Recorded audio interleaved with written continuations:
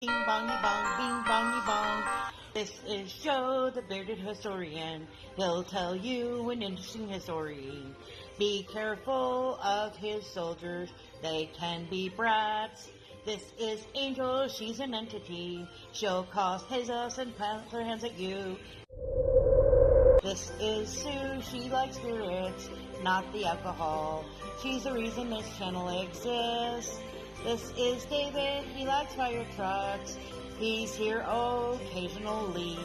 Bing bongy bong, bing bongy bong, bing bongy bong. We preserve his story. Okay guys, it's Wednesday. Now you might not recognize the name of the person we're doing Wayback Buns Down, but I think once you hear the history, you will recognize who he is. Names aren't always my strong suit. When you're like, oh, he did this, and I'm like, oh, okay, I kind of know who you're talking about now. So hopefully that's the case with this one. Very interesting person, very interesting history. Hopefully you enjoy it. But before all that, we have to do a shout out. Now we're not going to do a race because, bum bum bum, we got a card from Miss Crazy Crafter. Hang on a minute. All right, hang on a minute. Shout out time. Here's a shout out. You support me, Saucer? It's for a friend. It's Crazy Character. Are you ready? Hold on. Alright, so Miss Crazy Character sent us this card. She makes cards. Isn't that lovely and pretty? Alright, so this little postcard says, so very grateful. And it says, to the family, thank you so much for your support. I appreciate it. Love watching your videos. Hope you and your family have a wonderful week. And then it's from Miss Addie.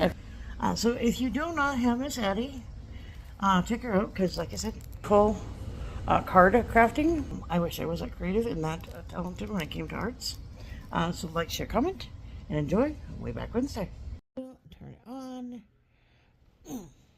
Alright, Bearded One, tell us something that's sort of interesting. Not too interesting. Not too interesting. We don't want to scare people. We don't want to have drive off cliffs. Whatever you do, don't run into the signpost there.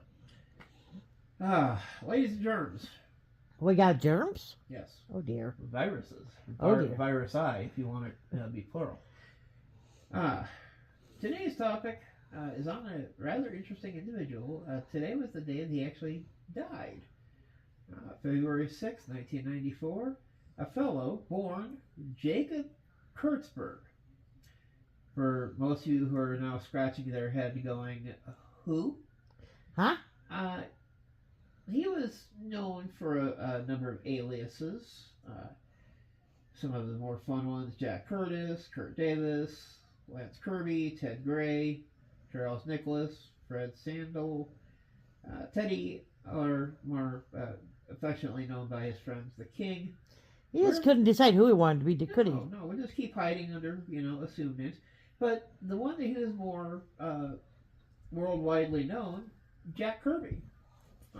He was an American comic book artist. We might say widely regarded as the medium's major innovator and one of the most prolific and influential creators. Grew up in New York City and learned to draw cartoon figures, interestingly enough, by tracing characters off comic strips and editorial cartoons. He entered the comics industry way in its beginning, in its 1930s, doing various features under the different pen names, as we'd mentioned. And in 1940, he and a writer-editor, Joe Simon, would create the highly successful superhero character, Captain America. Who? No, just kidding. Yes. At that time, they were known as Timely Comics. They were the predecessor of Marvel Comics. And then he served in World War II, was honorably discharged, and he would regularly team with Simon, creating numerous characters for that company, as well later what would become DC Comics through National Comics Publications. But he was born August 28th, 1917, again, New York City, died at the age of 76 in Thousand Oaks, California.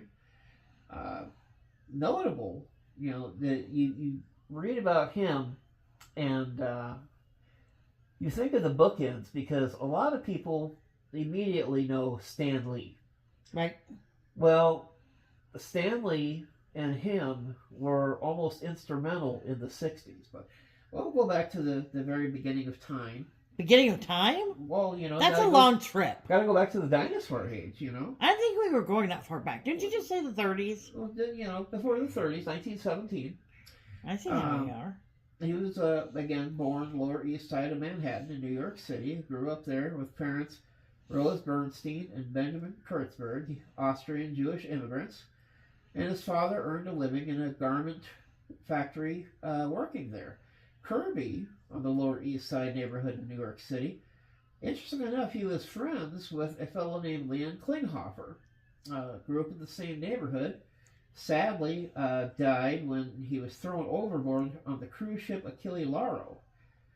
In his youth, he decided to escape that neighborhood. He liked to draw, sought out places he could learn more about art. Essentially, he was self-taught. He cited among his influences other artists like Milton Caniff, Hal Foster, Alex Raymond, and such editorial cartoonists as C.H. Sykes, Ding Darling, and Roland Kirby. He was rejected, interestingly enough, from the Educational Alliance because, well, this is dumb, drew too fast with charcoal. How dare he? Later, he would find an outlet for these skills by drawing cartoons for the newspaper of the Boys Brotherhood Republic, a miniature city on the East 3rd Street where street kids ran their own government. I kind of like that idea. Kids take over a block. Well, at 14, he would enroll in the Pratt Institute in Brooklyn, and he lasted there after a week. He wasn't the kind of student that the Pratt was looking for. They wanted people who would work on something forever. I didn't want to work on any project forever. I intended to get things done. Kind of inspiring. Well, he would join the Lincoln Newspaper Syndicate in 1936, working there on New York newspaper comic strips, single-panel advice cartoons like "Your health comes first" under the pseudonym Jack Curtis, and he would remain there until late 1939 when he began working for the theatrical animation company Fleischer Studios as an in-betweener. He was an artist who basically would fill in the action between major movement frames on Popeye cartoons. At the same time in 1935. Well, he left the studio before the Fleischer strike in 1937, went from Lincoln to Fleischer, and then from Fleischer, I had to get out in a hurry because I couldn't take that kind of thing. He described it as a factory in a sense, like his dad's factory, and they were manufacturing pictures. Well, about that time, the American comic book industry was booming. Kirby began writing and drawing for the comic book packager Eisner and Eiger, one of the handful of firms that were creating comics on demand for publishers. Through this company, Kirby did what he remembered as his first comic book work for Wild Boy magazine. This included a bunch of strips as the science fiction adventure The Diary of Dr. Hayward, under the pseudonym Kurt Davis, the Western crime fighter feature Wilton of the West as Fred Sand, the swashbuckler adventurer The Count of Monte Cristo, again as Jack Curtis, and the humor features Abdul Jones as Ted Gray and Socko the Sea Dog as Teddy, all variously for Jumbo Comics and other Eisner-Eiger clients. He first used the surname Kirby as the pseudonymous Lance Kirby in the two Lone Ranger Western stories of Eastern Color Printing's famous funnies in October and November 1939. Well, ultimately he would settle on the pen name Jack Kirby because it reminded him of actor James Cagney. However, he took offense to those who suggested that he changed his name in order to hide his Jewish heritage. I would too. How dare you? Now, Kirby would move on to the comic book publisher and newspaper syndicator Fox Features Syndicate, earning then a reasonable $15 a week salary. Again, this is like 1939. During this time, Kirby would meet and begin collaborating with cartoonist and Fox editor Joe Simon, who, in addition to his staff, work continued to freelance. Simon recalled in 1988, "I loved Jack's work, and the first time I saw it, I couldn't believe what I was seeing. He asked if we could do some freelance work together. I was delighted, and I took him over to my little office. We worked on the second issue of Blue Bolt, though, about 25 years. Ooh. After leaving Fox and collaborating with the premiere issue of Fawcett Comics' Captain Marvel Adventures in March of 1941, the first solo title for the previously introduced superhero, and for what Kirby was told to mimic creator C.C. Beck's drawing style, the duo were hired on staff at pulp magazine publisher Martin Goodman's Timely Comics. This would later become Marvel Comics. There, Simon and Kirby created a patriotic superhero, Captain America, in late 1940. Simon, who became the company's editor with Kirby as art director, said he negotiated with Goodman to give the duo 25% of the profits from the feature. The first issue of Captain America Comics, released in early 1941, sold out in days. Wow. The second print run was set at over 1 million copies. The title's success established the team as a notable creative force in the industry, and after that first issue was published, Simon asked Kirby to join the Timely staff as the company's art director. Interesting. Now, with the success of Captain America's character, Simon said he felt that Goodman was not paying the pair the promised percentage of profits, so he sought work for the two of them at National Comics Publications, later DC Comics. Kirby and Simon negotiated a deal that would pay them a combined $500 a week, as opposed to the $75 and $85 they were respectively earning at Timely. The pair feared Goodman would not pay them if he found out they were moving to National, but many people knew of this plan, including Timely editor's assistant Stan Lee. Yes, the same one we all know and love.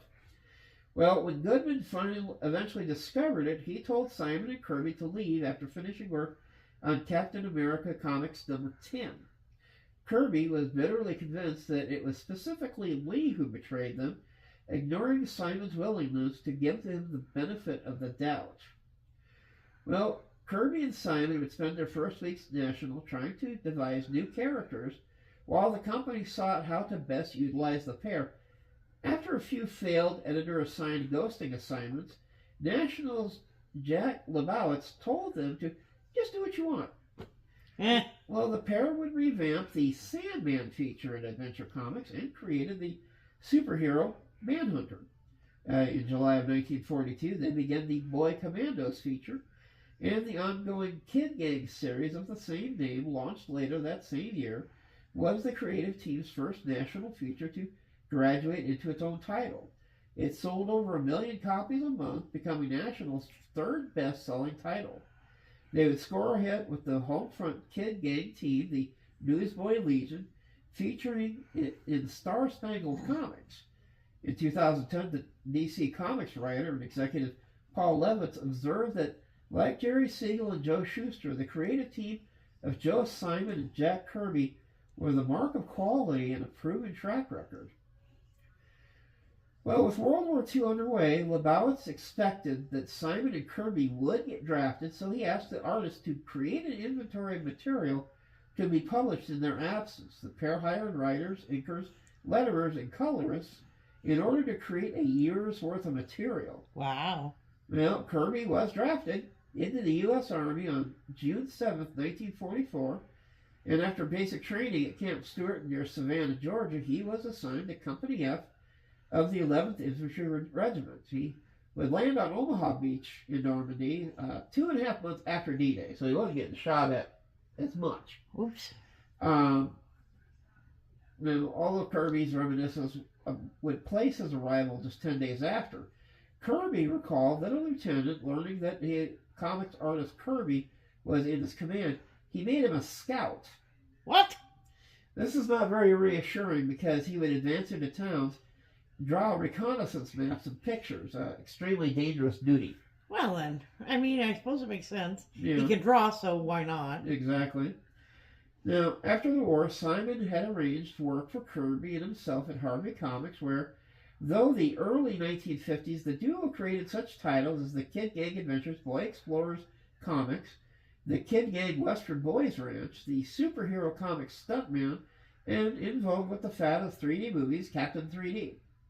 Simon and Kirby initially freelanced for Hillman periodicals, the crime fiction comic Real Clue Crime, and for Crestwood Publications, Justice Traps the Guilty. Now, the team had its greatest success in post-war period, creating, interestingly enough, romance comics. Simon, inspired by McFadden Publications' romance confession magazine True Story, transplanted the idea to comic books and, with Kirby, created a first-issue mock-up of Young Romance. Showing it to the Crestwood general manager Maurice Rosenfeld, Simon asked for 50% of the comic's profits.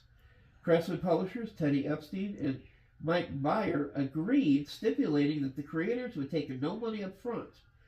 Now, Young Romance #1, on the cover date of October 1947, became Jack and Joe's biggest hit in years. To give you an idea, that first title sold a staggering 92% of its first run. It's pretty impressive. This inspired Crestwood to increase the print run by the third issue to triple the initial number of copies. Initially published bi-monthly, Young Romance quickly became a monthly title. It would produce spin-offs like Young Love. Together, the two titles sold 2 million copies per month, later joined by Young Brides and In Love, the latter featuring full-length romance stories. So much for worried about books with hot gossip. Right? Young Romance would spawn dozens of imitations from other publishers, too, like Timely, Fawcett, Quality, and Fox Feature Signature. Despite this glut, the Simon and Kirby romance titles continued to sell millions of copies per month. Now, midway at Timely's Comics 1950 iteration, Atlas Comics had relaunched Captain America in a new series in 1954. Kirby and Simon created Fighting American. Simon recalled, "We thought we'd show them how to do Captain America." While the comic book initially portrayed the protagonist as an anti-communist dramatic hero, Simon and Kirby turned the series into a superhero satire with the second issue. In the aftermath of the Army McCarthy hearings and the public backlash against the red-baiting U.S. Senator Joseph McCarthy. Read your history books about the communist threat.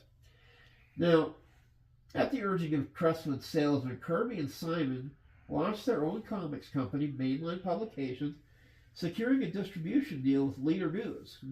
Late 1953, early 1954, subletting space from their friend Al Harvey's Harvey Publications, Mainline, which existed from 1954 to 1955, would put out 4 titles: The Western Bullseye, Western Scout, the war comic Foxhole, because EC Comics and Atlas Comics were having success with war comics, but promoting theirs as being written and drawn by actual veterans, In Love, because of the earlier romance comic Young Love was still being widely imitated, and the crime comic Police Trap, which claimed to be based on genuine accounts by law enforcement officials. After the duo rearranged and republished artwork from an old Crestwood story of In Love, Crestwood refused to pay the team. Well, they sought to audit Crestwood's finances, and upon review, the pair's attorneys stated the company owed them $130,000 for work done over the past 7 years. Oh, is that all?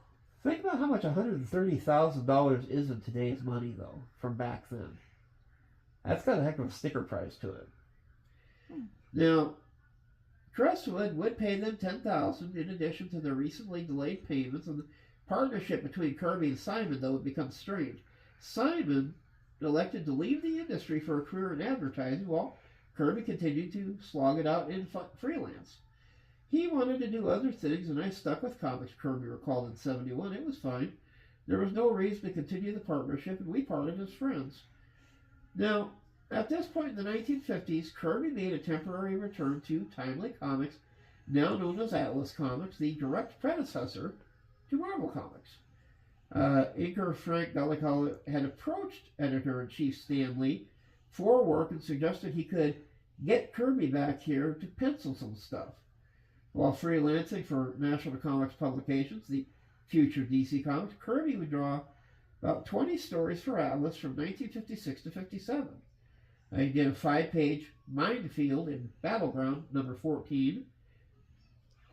Kirby would pencil in, sometimes cases inked, with his wife Roz, and wrote stories of the Western hero Black Rider and the Fu Manchu like Yellow Claw and more. But in 1957, distribution troubles caused the Atlas implosion. that resulted in several series being dropped and no new material being assigned for many months. The next year, Kirby returned to the nascent Marvel. Well, for DC around that time, Kirby co-created with writers Dick and Dave Wood the non-superpowered Avenging Quartet, the Challengers of the Unknown, in Showcase. Meanwhile, contributing to such anthologies as House of Mystery, and during a 30-month period freelancing for DC, Kirby would draw slightly more than 600 pages. Wow. Which included 11 6-page Green Arrow stories of World's Finest Comics and Adventure Comics. In that rarity, Kirby would ink himself. Kirby recast the Archer as a science fiction hero, moving him away from that Batman formula roots, but in the process alienating Green Arrow co-creator Mort Weisinger. Now, he also began drawing Sky Masters of the Space Force, a newspaper comic strip written by the Wood brothers and initially inked by an unrelated Wally Wood. Kirby would leave the NCP due largely to a contractual dispute with the editor Jack Schiff, who had been involved in getting Kirby and the Wood brothers the Sky Masters contract, claimed he was due royalties from Kirby's share of the strip's profits. Schiff successfully sued Kirby. Now, some DC editors had criticized him over art details, such as not drawing the shoelaces on a cavalryman's boots and how dare he showing a Native American mounting a horse from the wrong side. I didn't know there was a right side and a wrong side. Well, apparently there Apparently is. How dare he be creative? How dare, yeah. Well, several months later, after a split with DC, Kirby began freelancing regularly for Atlas, despite harboring the negative sentiments about Stan Lee, the cousin of timely publisher Martin Goodman's wife, who Kirby had always found annoying on top of his aforementioned betrayal. Because of those poor page rates, Kirby would spend 12 to 14 hours daily at the drawing table at home, producing 4 to 5 pages of artwork a day. His first published work at Atlas was the cover of the 7-page story, I Discovered the Secret of the Flying Saucers in Strange Worlds #1. Initially with Christopher Rule as his regular inker, and later Dick Ayers, Kirby drew across all genres, from romance comics to war comics to crime comics to western comics, but made his mark primarily with a series of supernatural fantasy and science fiction stories featuring giant drive-in movie-style monsters with names like Groot, the Thing from Planet X, Rato, King of the Insects, and Fing Fang Foom. I actually got a card of that one. From the company's many anthology series, such as Amazing Adventures, Strange Tales, Tales to Astonish, Tales of Suspense, and World of Fantasy. His bizarre designs of powerful unearthly creatures proved to be a hit with readers. Additionally, he would freelance for Archie Comics around the time, reuniting briefly with Joe Simon to help develop the series The Fly and The Double Life of Private Strong. Additionally, Kirby would draw some issues of Classics Illustrated. Now, at Marvel, Kirby hit his stride once again. And folks, if you watch the TV or check things out on Facebook, you'll know about this next set. Because beginning in 1961, he hit the stride with the Fantastic Four, issue 1. I cannot wait for that movie. It should be interesting. Yes. Now, some have observed shares many elements of Kirby's Challengers of the Unknown. The landmark series became a hit that revolutionized the industry with its comparative naturalism and, eventually, a cosmic purview informed by Kirby's seemingly boundless imagination, one well matched with the consciousness-expanding youth culture of the 60s. For almost a decade, Kirby provided Marvel's house style, creating many of the Marvel characters and designing their virtual motifs. At the editor-in-chief's request, he would often provide a new-to Marvel's artist breakdown layouts, over which they would pencil in order to become acquainted with the Marvel look. Now, artist Joachim would describe this. He says, Jack was the single most influential figure in the turnaround of Marvel's fortunes from the time he rejoined the company. It wasn't merely that Jack conceived most of the characters that were being done, but Jack's point of view and philosophy of drawing, because the governing philosophy of the entire publishing company and beyond the publishing company of the entire field, Jack and used him as a primer. They would get artists and they would teach them the ABCs, which amounted to learning Jack Kirby. Jack was like the Holy Scripture, and they simply had to follow him without deviation. What? That's what was told to me. It was how we taught everyone to reconcile all those opposing attitudes to one single master point of view. Now, highlights of Kirby's tenure. This is the who's who. You get the Hulk, Thor, the X-Men and Magneto, Doctor Doom, Uatu the Watcher, Ego the Living Planet, I want to check out, the Inhumans and their hidden city of Atlan, and the Black Panther and his Afrofuturist nation Wakanda. Now, originally Kirby was assigned to pencil the first Spider-Man story, but when showed Lee the first 6 pages, Lee recalled, "I hated the way he was doing it. Not that he did it badly, it just wasn't the character I wanted. It was too heroic." Lee then turned to Steve Ditko to draw the story that would appear in Amazing Fantasy 15, for which Kirby nonetheless penciled the cover. Lee and Kirby would gather several of their newly created characters together and form a team, the Avengers. Avengers! He'd also bring back other characters, older characters like the Submariner from the 1940s and Captain America. In later year, Lee and Kirby would dispute over who deserved credit for such creations as the Fantastic Four. Heaven forbid we get along. Well, we can't share. No, I mean, the story would also cite Lee and Kirby's finest achievement in the Galacticus trilogy, Fantastic Four numbers 48 to 50, March to May of 1966, chronicling the arrival of Galacticus, a cosmic giant who wanted to devour the planet, and his herald, the Silver Surfer. Fantastic Four number 48 was chosen number 24 of the 100 greatest Marvels of all time in a poll of Marvel readers in 2001. Editor Robert Greenberger wrote his introduction to the story as, "The 4th year of the Fantastic Four came to a close. Stan Lee and Jack Kirby seemed to only be warming up. In retrospect, it was probably the most fertile period of any monthly title during the Marvel Age." Comics historian Les Daniels noted that the mystical and metaphysical elements that took over the saga were perfectly suited to the taste of young readers of the 60s, and Lee soon discovered that the story was a favorite on college campuses. The Kirby continued to expand this medium boundary, devising photo collage covers, interiors, developing new drawing techniques such as the method for depicting energy fields known as the Kirby crackle, and other experiments. Well, in 68 and 69, Simon was involved in litigation with Marvel Comics over the ownership of Captain America, initiated by Marvel after Simon would register a copyright renewal for Captain America in his own name. According to Simon, Kirby agreed to support the company in the litigation. As part of the deal Kirby made with the publisher, Martin Goodman signed over to Marvel any rights that he might have had to the character.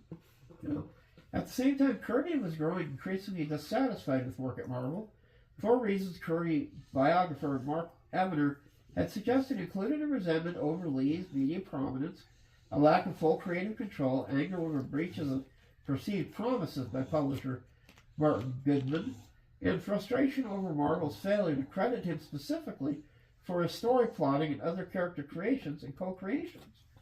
He began to both write and draw some secondary features for Marvel, such as the Inhumans in Amazing Adventures Volume 2, as well as horror stories for the anthology title Chamber of Darkness, which received full credit for doing so, but in 1970, Kirby was presented with a contract that included some unfavorable terms, such as a prohibition against legal retaliation.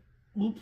Well, when Kirby objected, the management refused to negotiate any contract changes, bluntly dismissing his contribution to Marvel's success since they considered Lee solely responsible. Well, Kirby, though he was earning $35,000 a year freelancing for the company, adjusted for inflation, that's about $271,000 a year. Nice. Left Marvel in 1970 for DC Comics under editorial director Carmine Infantio.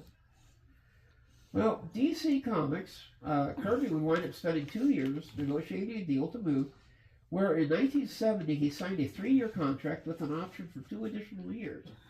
He produced a series of interleaved titles under the blanket subsequent The Fourth World. This was a trilogy of new titles: The New Gods, Mr. Miracle, The Forever People, as well as the extant Superman's pal Jimmy Olsen. Woo! Kirby would pick the latter book because the series was without a stable creative team, and he did not want to cost anyone a job. Nice guy. The 3 books Kirby would originated dealt with aspects of mythology that had previously been touched on in Thor. The New Gods would establish this new mythos, while the Forever People, Kirby would attempt to mythologize the lives of young people he observed around him. The 3rd book, Mr. Miracle, was more of a personal myth. The title character was an escape artist, which Mark Evner suggested Kirby channeled his feeling of constraint into.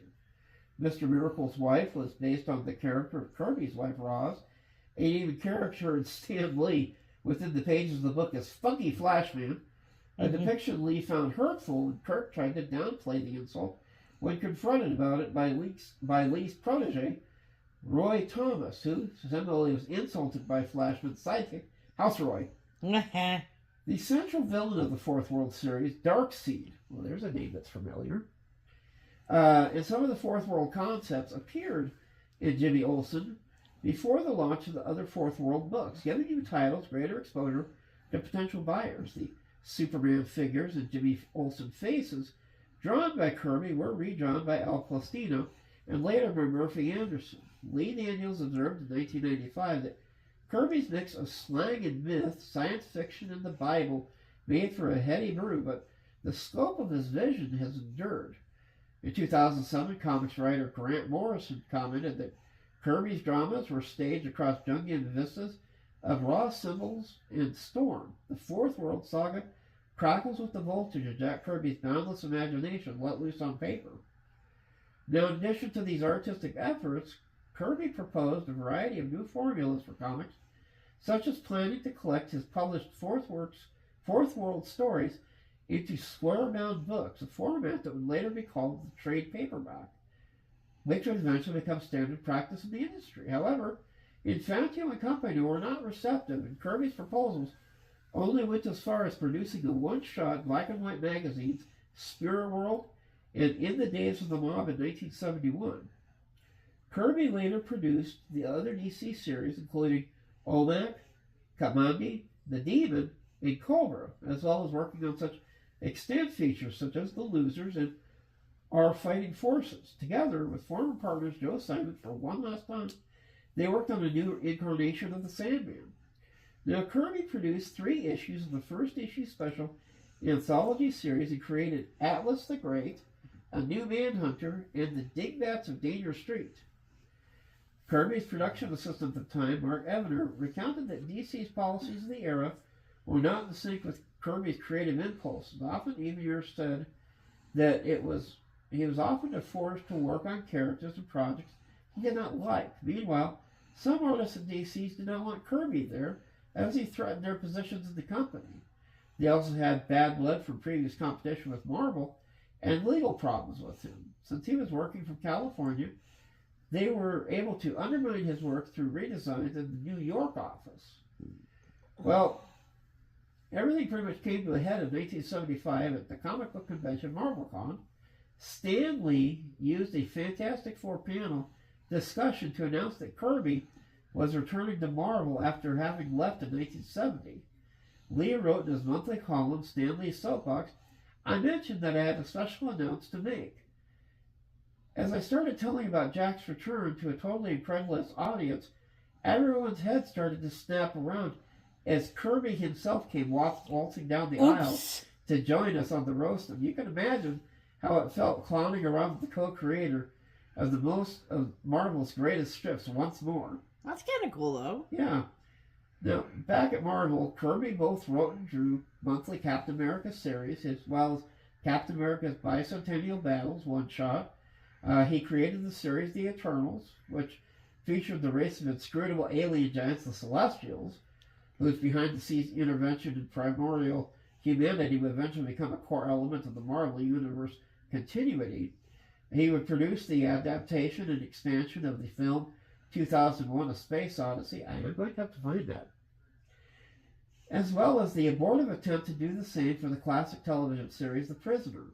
He wrote and drew Black Panther and drew numerous covers across the line. Kirby's other Marvel creations of the period included Machine Man, Devil Dinosaur, and Kirby's final comics collaboration with Stan Lee, The Silver Surfer, The Ultimate Cosmic Experience, was published in 1978 as part of the Marvel Fireside Books and is considered Marvel's first graphic novel. That might be kind of cool to check out. I don't know, it came out the year I was born. Whee! Now, still satisfied with Marvel's treatment of him, the guy's not happy. He bounced a lot. All over the place. In some regards, I can understand why he's not happy, but other times I'm just like, dude, you're making money. Suck it up. Yeah. Says, still satisfied with Marvel's treatment of him and with an offer of employment from Hanna-Barbera. Ooh, nice. A job located in nearby Hollywood, Kirby left Marvel to work in animation. What field for Ruby Steers production, he did designs for Turbo Teen, Thunder the Barbarian, I remember that one, and other animated series for television. In addition to superior pay for his comics work, Kirby enjoyed excellent relations with the staff, including the younger artists who typically credit him for their inspiration. He worked on the new Fantastic Four animated series, reuniting him with scriptwriter Stan Lee. Yay! And they kept their relations sufficiently cordial on a professional level. He also illustrated the adaptation for Walt Disney's movie The Black Hole for Walt Disney's Treasury of Classic Tales syndicated comic strip in 1979-1980. In 1979, Kirby drew concept art for a film producer Barry Gellar's screen treatment, adapting Roger Zelazny's science fiction novel Lord of Light, for which Gellar had purchased the rights. In collaboration, Gellar commissioned Kirby to draw set designs that would be used for an architectural rendering for a Colorado theme park to be called Science Fiction Land. I wish that would have came to pass. That would have been fun. Gellar announced his plans at a November press conference attended by Kirby, former American football star Rosie Greer, writer Ray Bradbury, and others. While the film did not come to fruition, Kirby's drawings were used for the CIA's Canadian Caper, in which some members of the U.S. Embassy in Tehran, Iran, who had avoided capture at the Iran hostage crisis, were able to escape the country posing as members of a movie location scouting crew. Can you just imagine, where did you get this idea? Comic book? Uh-huh. Did it work? Uh-huh. Uh-huh. For these guys, we got out of the country with it. I'm just saying, if you told that story, Nobody would believe you. Yeah, they'd be, you're smoking what?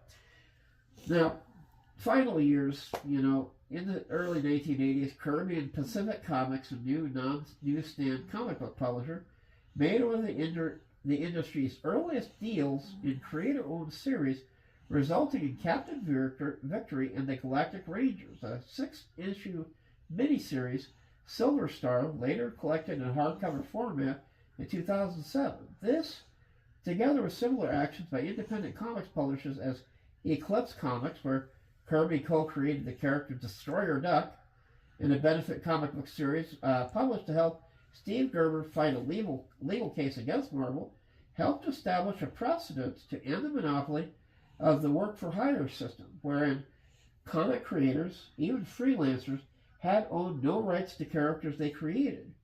In 1983, Richard Kyle commissioned Kirby to create a 10-page autobiographical strip, Street Code, which became one of the last works published in Kirby's lifetime. It was published in 1990 in the second issue of Kyle's revival of Argosy. Kirby continued to do periodic work for DC Comics in the 80s, including brief revival of Fourth World Saga in 1984 and 85, Superpowers miniseries, and executives Jeanette Kahn and Paul Levitz had Kirby redesign Fourth World characters for the Superpowers toy line as a way of entitling him to royalties for several of his DC creations. That's kind of cool. Yeah. In 85, Kirby and Gil Kane helped to create the concept and design of the Ruby Spears animated television series, The Centurions. A comic book series based on the show was produced by Kenner. It's also published by DC. Now, in the twilight of his life, This is one that just kind of, it frosted me. He spent a great deal of his time sparring with Marvel executives over the ownership rights to his original page boards.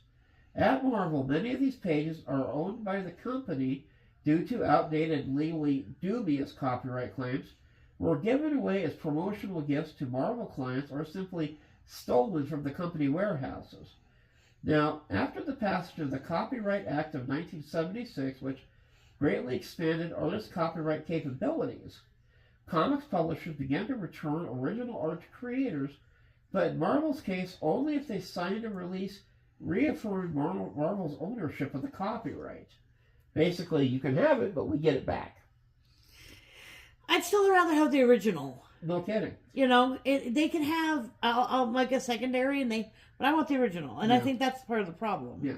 In 1985, Marvel issued a release that demanded Kirby affirm that his art was created for hire, allowing Marvel to retain copyright in perpetuity, in addition to demanding that Kirby forego all future royalties.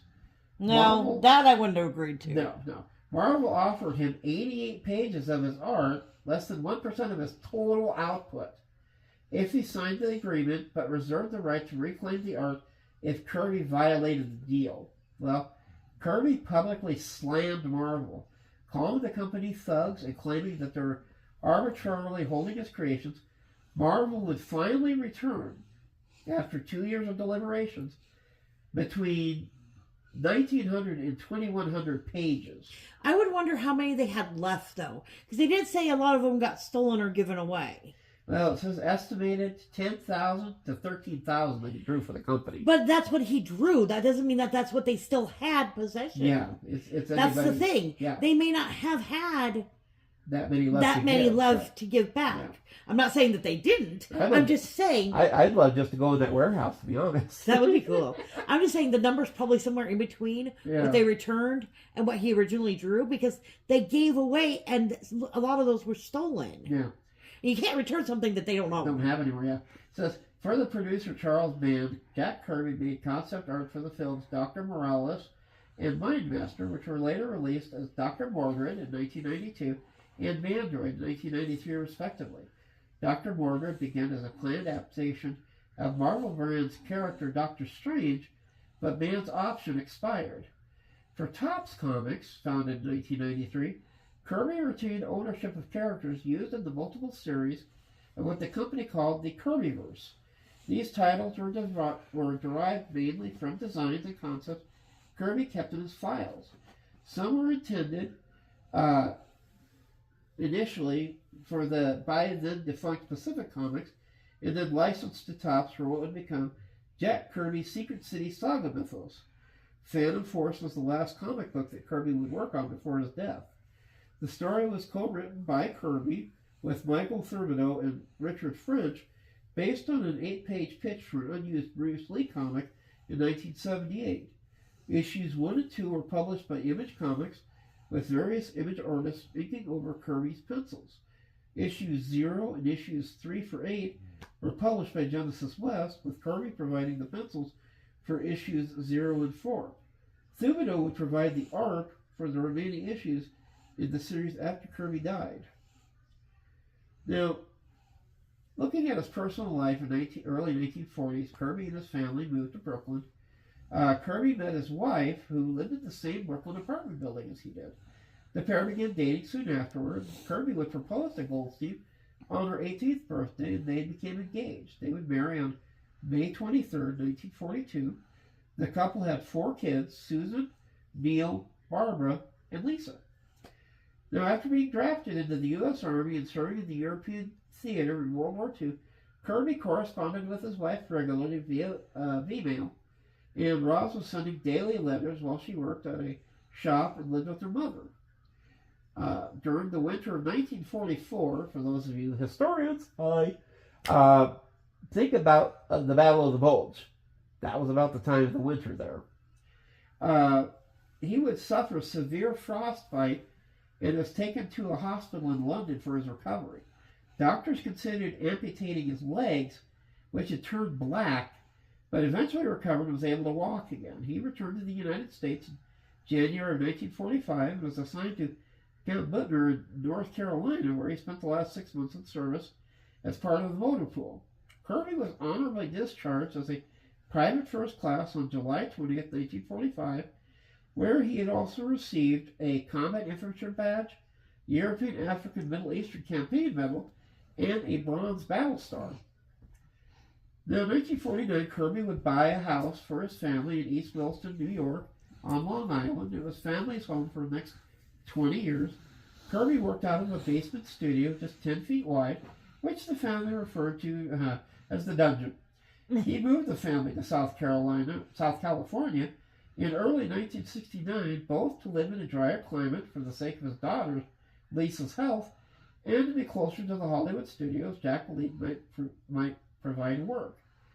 In an interview, Kirby's granddaughter, Jillian Kirby, said Jack Kirby was a liberal Democrat.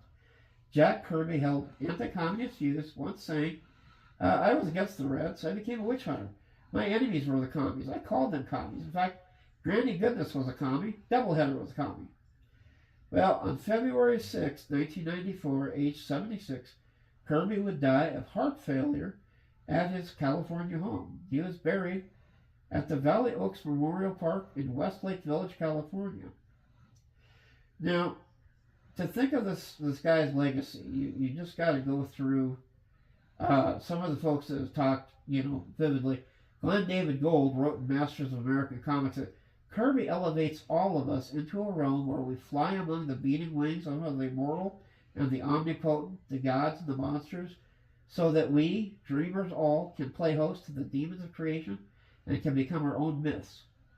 Michael Chabon, in his afterword to his Pulitzer Prize-winning novel, The Amazing Adventures of Cavalier and Clay, a fictional account of two early comics pioneers, wrote, I want to acknowledge the deep debt I owe in this and everything else I've ever written to the work of the late Jack Kirby, the king of comics.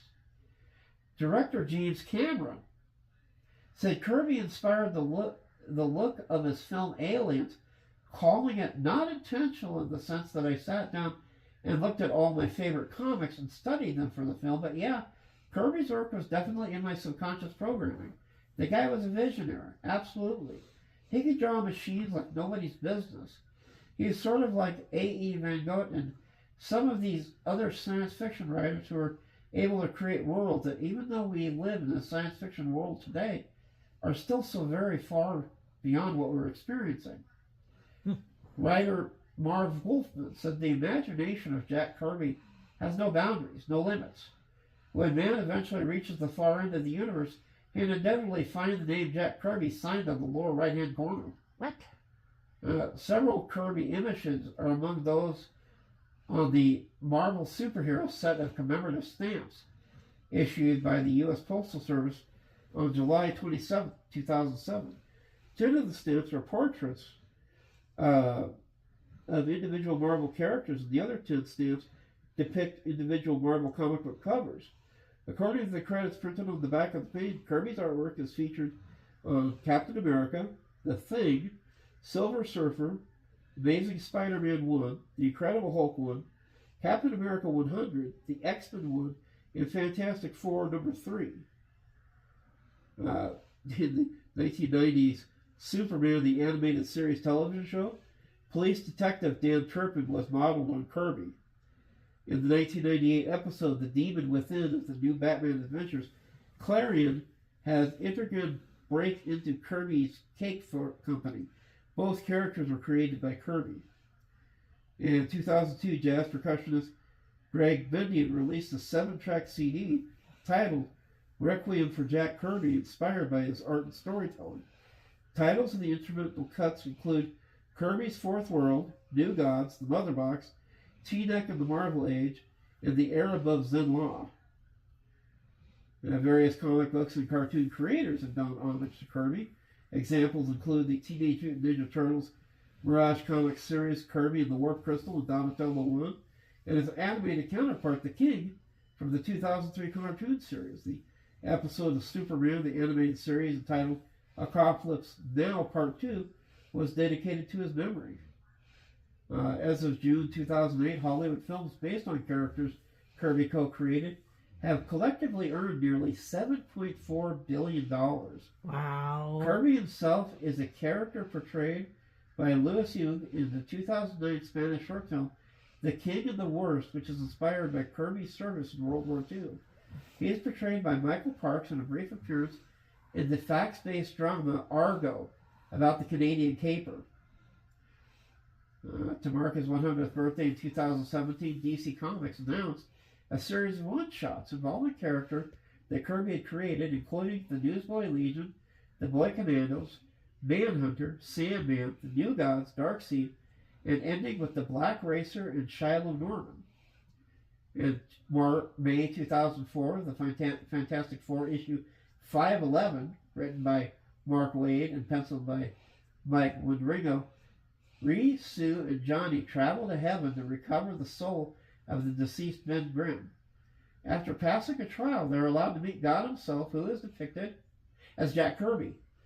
God explains that he is seen by them as what he is to them, and they consider the fact that as they see him as Kirby to be an honor. Now, probably the last point that gets funny. Okay, Jack Kirby received a great deal of recognition over the course of his career, including the 1967 Alley Award for the Best Pencil Artist. Following year, he was the runner-up behind Jim Steranko. Now, his other Alley Awards, this is funny, you talk about him and Stan Lee. Well, 1963, they both won for The Human Torch Meets Captain America, favorite short story, Strange Tales number 114.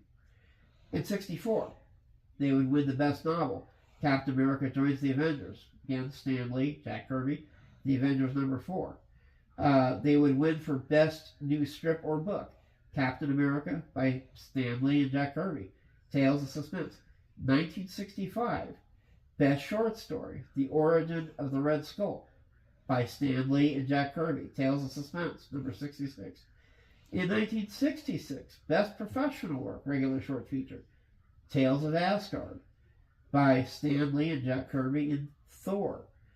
Now, this one is funny. In 1967, they would win the best professional work, regular short feature, and they would tie Tales of Asgard and the Tales of Inhumans, both by Stan Lee and Jack Kirby. So not only did they write both books, they tied each other. They have a double tie. Double tie! That's like unheard of. In 68, best professional work, regular short feature, Tales of the Inhumans by Stan Lee and Jack Kirby and Thor. And best professional work, Hall of Fame, Fantastic Four by Stan Lee and Jack Kirby for Nick Fury, Agents of S.H.I.E.L.D. by Jim Steranko. Now, Kirby would also win a Shazam Award for Special Achievement by an individual in 71 for his fourth World Series in Forever People, New Gods, Mr. Miracle, and Superman's pal Jimmy Olsen. He would get an Inkpot Award in 74 and was inducted into the Shazam Award Hall of Fame in 75. In 1987, he would be an inaugural inductee into the Will Eisner Comic Book Hall of Fame. And he received the 1993 Bob Clampett Humanitarian Award at that year's Eisner Awards. And he was honored posthumously in 1998. The collection of his New Gods material, Jack Kirby's New Gods, edited by Bob Kahan, won both the Harvey Award for Best Domestic Reprint Project and the Eisner Award for the Best Archival Collection Project. And in 2017, Jack Kirby was named a Disney legend. Oops. For his part in the creation of numerous characters that would comprise the Disney Cinematic Universe. Oops. Now, what else can you do with a guy who's got all those awards? You make an award after him. The Jack Kirby Awards and the Jack Kirby Hall of Fame were named in his honor. He was the posthumous recipient of the Bill Finger Award in 2017. And with Will Eisner, Robert Crumb, Harvey Kurtzman, Gary Panter, and Chris Ware, Kirby was among the artists honored in the exhibition Masters of the American Comics at the Jewish Museum in New York City from September 16, 2006 to January 28, 2007. And of course, asteroid 51985 Kirby, discovered September 22nd, 2001, is named in his honor, as well as a crater on Mercury, located near the North Pole, was named in his honor in 2019. Folks, Jack Kirby, legend, we salute you. Godspeed, and enjoy your place watching us silly humans. Are we silly? Very silly. Why are we silly? Because we're the Mud Files. Oh, is that it? Well, that we enjoy a lot of Marvel movies. That's true. We're going to be seeing one in 2 weeks. Yes. Finally. Yeah, we've been waiting a long time for it. But this has been the Bearded Historian for the Mud Files. We'll see you guys next week. Good night.